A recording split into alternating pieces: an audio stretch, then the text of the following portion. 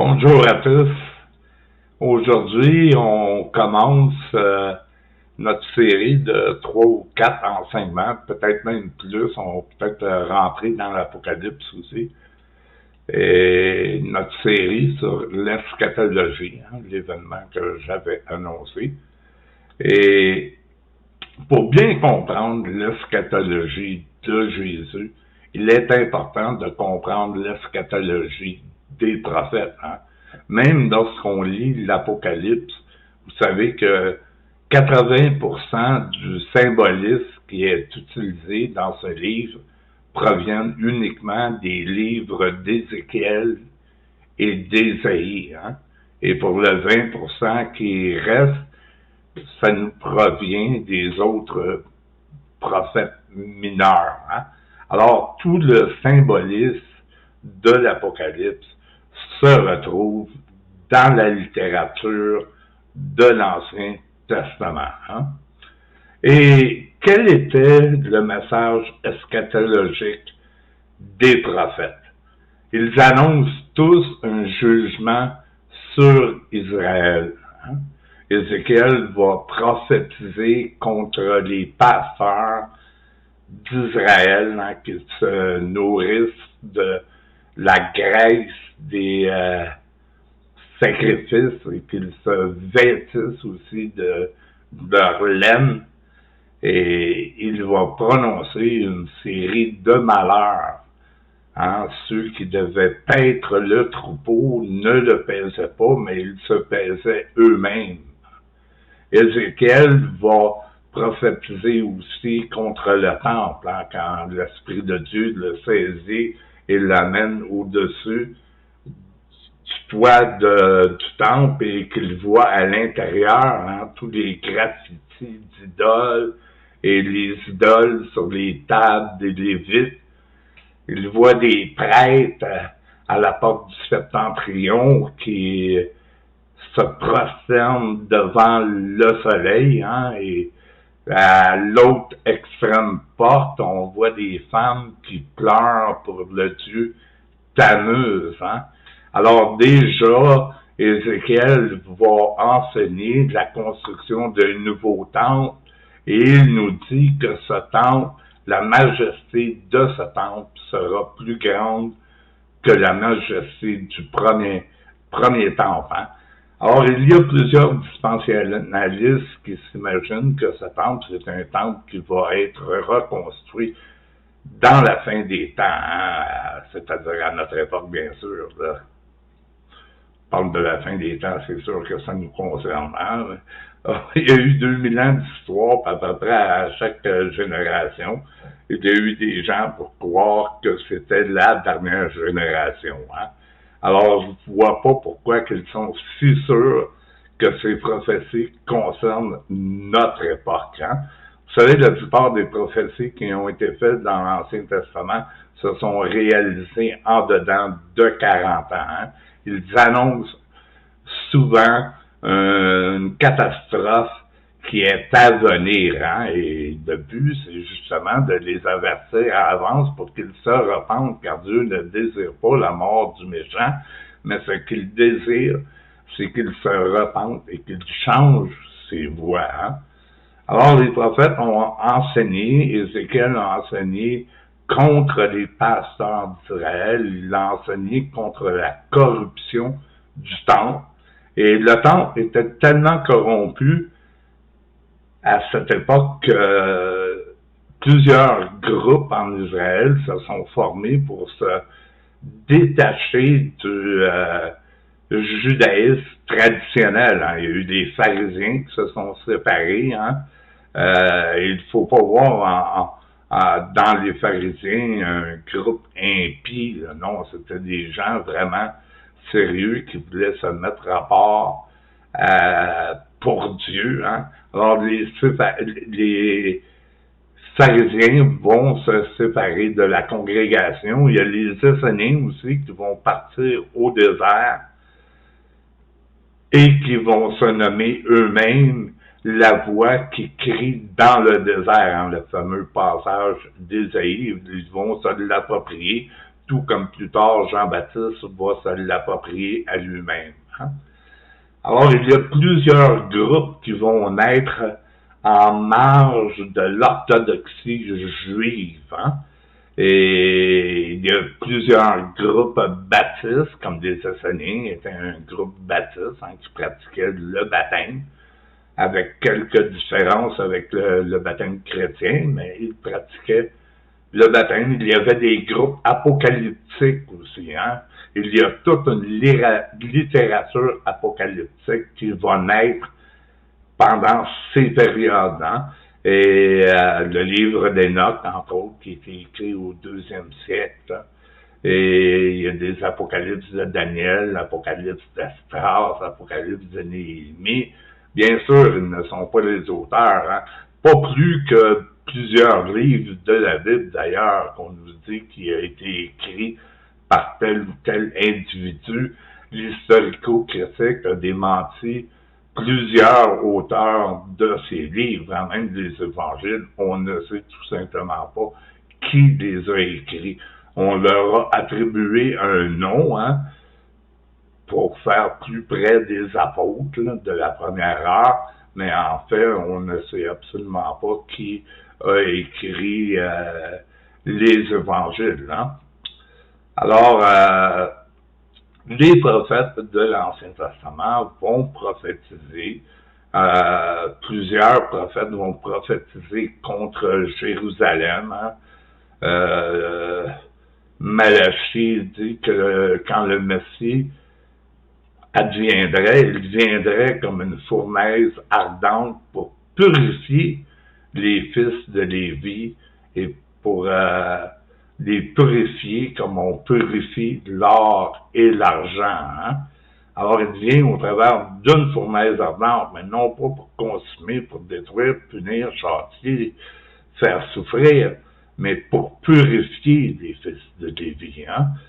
Alors, Paul dit, ils ont été mis à l'écart pour un temps, mais est-ce que Dieu a abandonné son peuple? Non, jamais de la vie. Là, par leur désobéissance est venue de la richesse du monde. Et quand le dernier des païens sera rentré, mais tout Israël sera sauvé. Même dans Ézéchiel 36, à la fin, où Ézéchiel prononce toutes sortes de malheurs sur Jérusalem et sur le temple, il parle d'Israël comme de son enfant chéri, et il dit ce jour-là, Israël, tu vas, en parlant du jugement, où le jour où Dieu va tout pardonner à Israël, il dit ce jour-là, tu vas pleurer amèrement, hein? Tu vas être dans la honte, tu vas avoir le cœur brisé, quand je vais te pardonner tous tes péchés. Hein? C'est un des plus beaux textes de la littérature de l'Ancien Testament qui nous démontre vraiment l'amour inconditionnel de Dieu. Hein? Mais pour un temps, ils ont été mis de côté et un voile a été mis sur leurs yeux. Hein? C'est ce que Jésus leur dit, vous ne me verrez plus jusqu'à ce que le voile soit ôté et que vous puissiez dire, béni soit celui qui vient au nom du Seigneur. Hein? Alors, dès l'Ancien Testament, on annonce la destruction d'un temple, et ce n'est pas un temple dans le futur, car si ça aurait été un temple dans le futur, il aurait fallu parler d'un 4e temple. Hein? Ce que parle Ézéchiel, c'est du temple de Néhémie. Hein? En guillemets, non, ce n'est pas du temple de Néhémie. Lui croit prophétiser sur le temple de Néhémie, car en effet, le temple de Néhémie va être rebâti, hein, et tout ça avec l'aide de Cyrus, le grand conquérant, qui est même appelé un Messie dans le livre d'Ésaïe, va financer le retour des Juifs en Palestine et il va financer la reconstruction du temple. Hein. Alors, ce que Ézéchiel a en tête, c'est la reconstruction du temple de Néhémie. Hein? Et ça, il n'y a aucun doute là-dessus. Mais le temple de Néhémie n'a jamais eu la prestance du premier temple. Alors, qu'est-ce que l'Esprit tentait de nous montrer par rapport aux paroles d'Ézéchiel? Le 2e temple Paul nous dit, c'est nous. C'est une gloire qui surpasse celle de la première. Ce n'est plus une grosse gloire qui vient de l'extérieur, mais c'est une gloire qui vient de l'intérieur. Nous sommes sa maison. Hein? Pierre va dire que nous sommes une nation de prêtres, une nation de saints, de sacrificateurs. Hein? Nous sommes sa maison.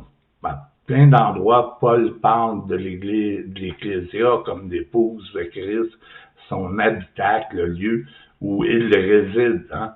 Alors, s'il aurait fallu parler d'un quatrième temple, mais on aurait oublié le temple d'Hérode aussi, hein, qui est un troisième temple, où Hérode en a fait tellement d'aménagements que c'était une des plus belles pièces d'architecture de son époque. Hein.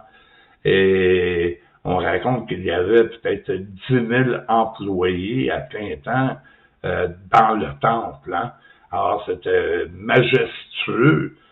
On se souvient quand des disciples sortent de Jérusalem, immédiatement après la purification du temple par Jésus avec un fouet qui a chassé les vendeurs du temple, les disciples font remarquer à Jésus les belles constructions du temple et Jésus leur dit, voyez-vous ici, il ne restera pas pierre sur pierre qui ne soit renversée. Et c'est alors qu'il parle d'un nouveau temple. Il dit, détruisez ce temple et moi, en 3 jours, je le relèverai. Bien sûr, il parlait du temple de son propre temple, hein, l'Ecclésia, qui, si le grain de blé ne tombe en terre, il demeure seul, mais s'il meurt, il porte beaucoup de fruits. Hein, alors, il était préférable qu'il s'en aille. Mais il a dit à ses disciples qu'il ne les laisserait pas orphelins, que le Père et le Fils viendraient à eux et feraient sa demeure entre eux, en eux. Hein. Alors, les prophètes ont prophétisé des bénédictions sur les nations, hein, entre autres, même Jésus dit aux pharisiens, vous allez être mis à la porte du royaume. Hein. Il y a tellement de confusion dans la tête des chrétiens qui s'imaginent que Jésus t'a préparé de l'enfer. Non, il parle du royaume. Vous allez être mis à la porte du royaume, là où il y a des pleurs et des grincements de dents, toujours associés à la jalousie, hein, et non à la terreur ou à la torture. Vous allez être mis à la porte du royaume, et les prostituées et les brigands vont vous devancer dans le royaume des cieux. Hein? Alors, il y a un événement qui est sur le point d'arriver. Jean-Baptiste, à son baptême, hein? Les pharisiens et les sadducéens viennent pour lui tendre un piège, pour le questionner.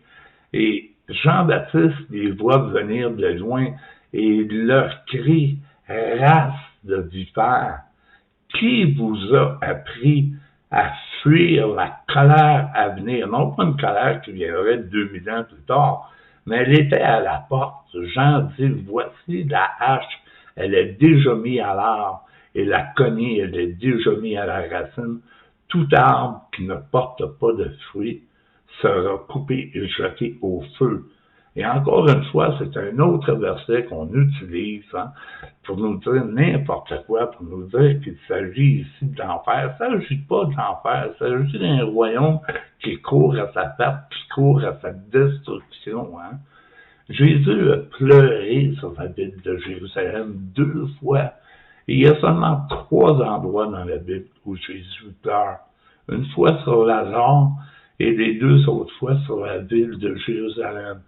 Jérusalem, Jérusalem, combien de fois j'ai cherché à vous réunir autour de moi comme une poule cherche à réunir ses petits en dessous de ses ailes, mais vous ne l'avez pas voulu. Voici va venir sur vous une heure de désolation. Et ailleurs, Jésus va dire, Jérusalem, Jérusalem, qui tue des prophètes. Vous êtes responsable du sang de tous les martyrs de la terre. vous êtes responsable du sang d'Abel le juste et aller jusqu'au sang de Zacharie que vous avez tué entre le temple et l'autel. Il dit, voici, c'est sur cette génération que va être réclamé le sang de tous les martyrs. Hein? Et ailleurs, Jérusalem est même comparé à Sodome. Hein? Dieu dit à Israël, Sodome, tes sœurs, Sodome et Gomorrhe, tes sœurs, n'ont pas commis la moitié des crimes qui ont été trouvés en toi. Hein? Et même dans l'Apocalypse, on parle de Jésus comme celui qui est mort sur la place publique de Sodome et Gomorrhe. Hein? Alors Jérusalem est littéralement associée à la ville de Sodome et Gomorrhe. Hein? Jésus a beaucoup à dire sur cette ville, et même Ézéchiel prend le temps d'ouvrir une parenthèse, et un peu comme pour nous dire, hey, la fin, ce n'est pas la fin, hein. La fin, tout ne s'arrête pas là. Je suis prêt à vous parler d'une heure grave, hein. Un fléau qui va s'abattre sur Israël. Ça va être quelque chose que la Terre n'a jamais connu auparavant. La Terre, c'est le territoire qui est utilisé ici. Hein? C'est pas le mot cosmos, mais c'est le yé, c'est le territoire d'Israël. Ils étaient pour connaître un temps comme jamais auparavant. Ça leur est arrivé. Hein? Et Jésus leur dit de 2 hommes ici qui vont être dans un champ, un va être pris et l'autre laissé, de 2 femmes qui vont coudre dans la meule, une va être prise et l'autre laissée. Hein? Et il n'est pas fait question ici d'une église enlevée dans le ciel. Où vont-ils chercher ça? Il n'y a rien dans le texte qui dit ça. Mais une chose qui est arrivée, c'est de 2 hommes qui étaient dans un champ. Un était pris et amené en captivité, en esclavage à Rome. De 2 femmes qui cousaient à la meule, une a été prise aussi. Ça parle de la captivité à Rome. Ils ont été amenés en esclaves à Rome. Hein? D'ailleurs, on va voir dans le prochain cours, toutes les prophéties de Matthieu 24 se sont accomplies, même celles qui ont une portée spirituelle quand on comprend tout le symbolisme apocalyptique de l'Ancien Testament, les choses deviennent plus claires, qu'on les voit plus claires dans les prophéties de Jésus concernant le temple et Jérusalem. On les voit plus loin aussi concernant l'accomplissement des types et des images et des ondes de l'Ancien Testament. Elles sont tous repris dans l'eschatologie de Paul. Mais le Jean qui écrit l'Apocalypse, et ce n'est pas Jean le disciple, c'est un judéo-chrétien. Et la littérature apocalyptique, elle est toute judéo-chrétienne. Hein? Et Paul parle de son évangile. Hein? Il dit, celui qui m'a confié l'évangile de l'incirconcision et qui a aussi confié à Pierre l'évangile de la circoncision. Il parle de 2 évangiles. Hein? Un évangile pour les Juifs et un évangile pour les chrétiens. Je ne parle pas de 2 voies comme John Hagee qui nous dit qu'il y a 2 voies de salut. Non, il y a une voie de salut. Mais il y a 2 évangiles. Il était normal, avant la destruction du temple de Jérusalem, que le bon juif chrétien pieux continue à aller au temple, continue à offrir des sacrifices et qui s'en tiennent à ses codes vestimentaires et alimentaires. Et il va y avoir toute une pagaille qui va être semée dans l'Église, hein, parce que plus tard, il n'y aura pas seulement des judéo-chrétiens, car ça c'est correct, hein, ça c'est correct pour l'Église primitive. Ils sont tous juifs, les premiers chrétiens, hein. Quand on parle de Jean, mais c'est Johannes, quand on parle de Jacques, c'est Jacob, quand on parle de Pierre, c'est Pétros, ou Céphas, ils ont tous des noms juifs, hein. Jésus, c'est Yeshua, ils sont juifs, hein. Ils font, les premiers chrétiens se réunissent au temple pour y prier, et il y a un grand nombre d'observateurs de la loi parmi eux. Mais le problème, c'est que au travers de ces judéo-chrétiens va naître ce qu'on appelle les judaïseurs. Et c'est ça que Paul va combattre. Ce sont ces juifs qui veulent forcer les chrétiens à revenir à la loi de Moïse. Hein?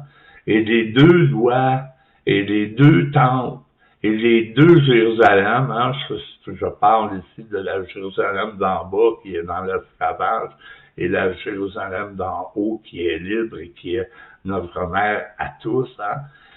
Mais elle ne pouvait pas subsister en même temps. Alors Dieu leur donne 40 ans, une génération, c'est le temps que dure 40 années. Hein? Les Juifs ont erré pendant 40 ans au désert. Hein? Et la Bible nous dit que 7 générations ont péri dans le désert. Hein? Dans les généalogies de Jésus, entre chaque généalogie aussi, il y a 40 ans.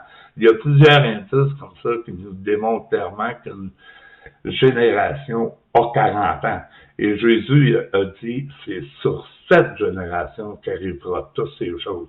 Il leur a donné 40 ans pour se repentir, et ça a pris 40 ans pour que les armées de Vespasien et de Titus rentrent dans la ville, et avec les zélotes à l'intérieur de la ville, hein, qui s'étaient révoltés. On va parler davantage du mouvement des zélotes au prochain enseignement.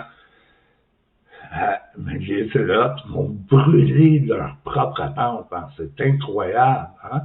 Ils étaient devenus comme fous, comme ivres. Hein? Et on va parler de les fléaux que Jésus avait annoncés pour Jérusalem, hein? Et même les signes spirituels. Patrick Fontaine a fait un travail gigantesque et je suis vraiment reconnaissant pour ce là au niveau de l'eschatologie.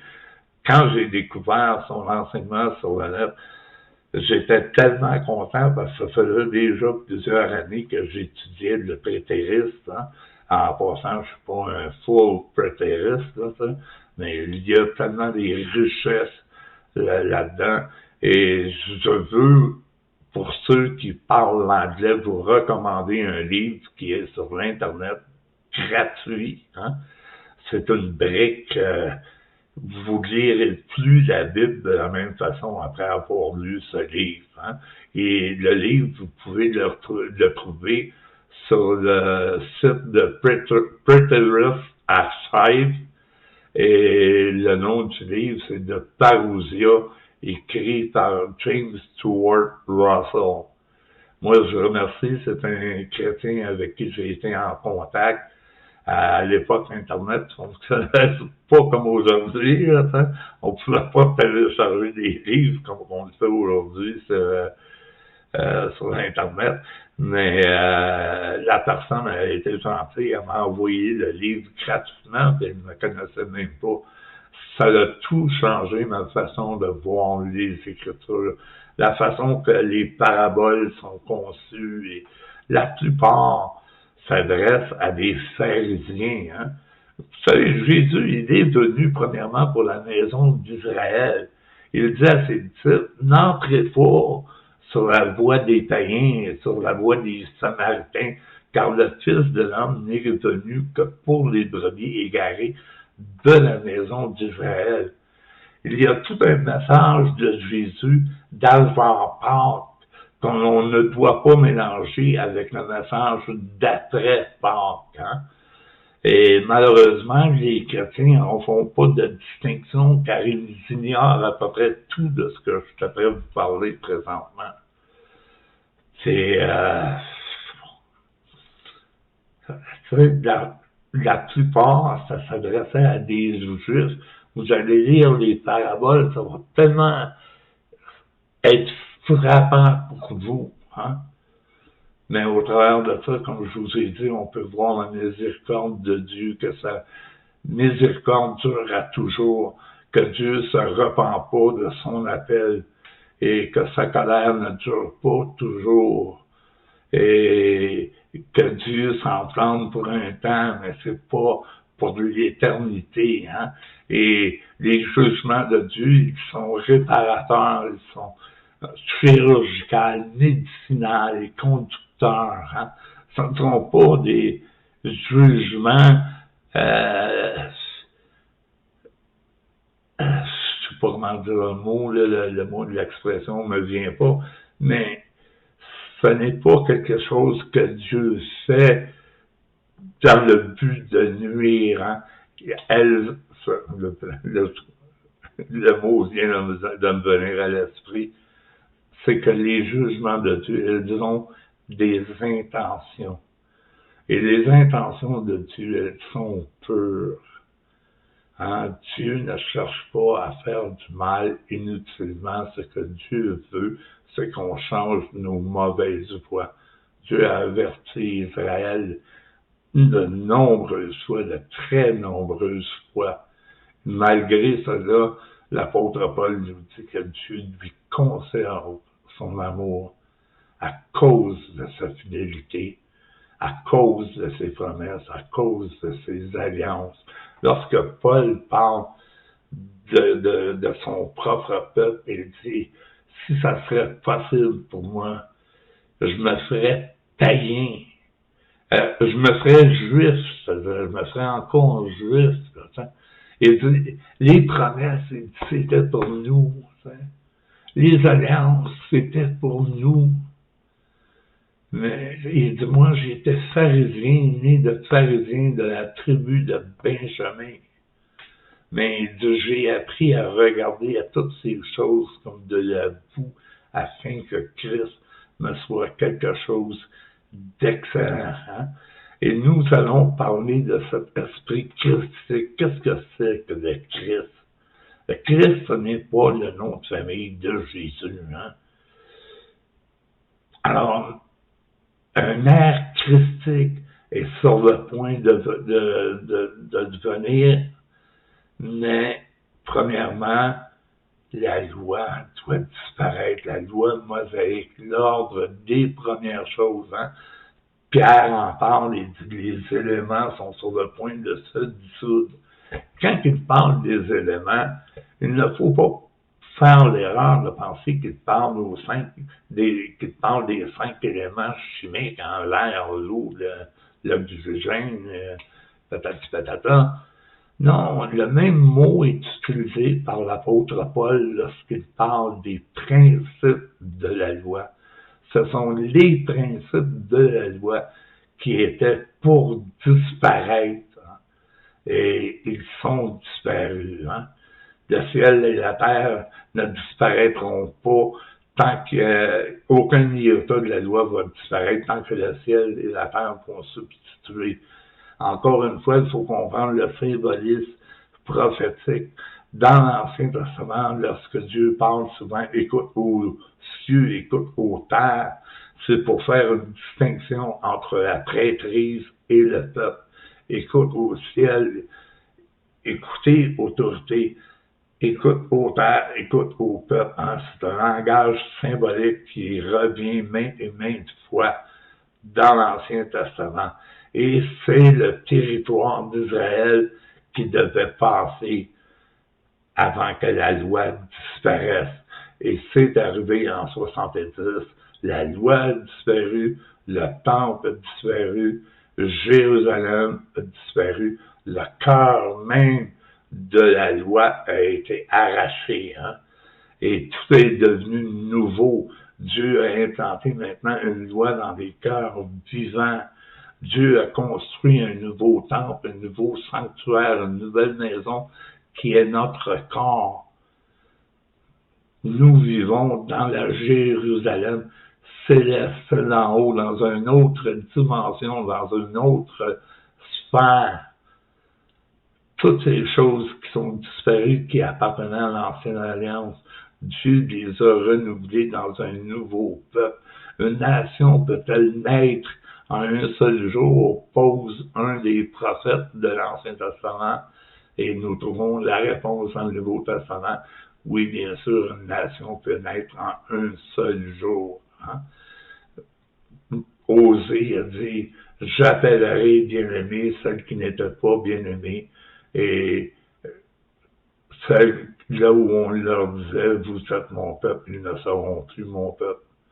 Toutes ces paroles-là se sont accomplies en l'an 70 après Jésus-Christ. Lors du prochain cours, nous allons voir tout ce qui est arrivé quand les lumières se sont éteintes dans la ville de Jérusalem. Je vous remercie d'avoir été attentifs. Peace. Passez une bonne semaine. Bye bye.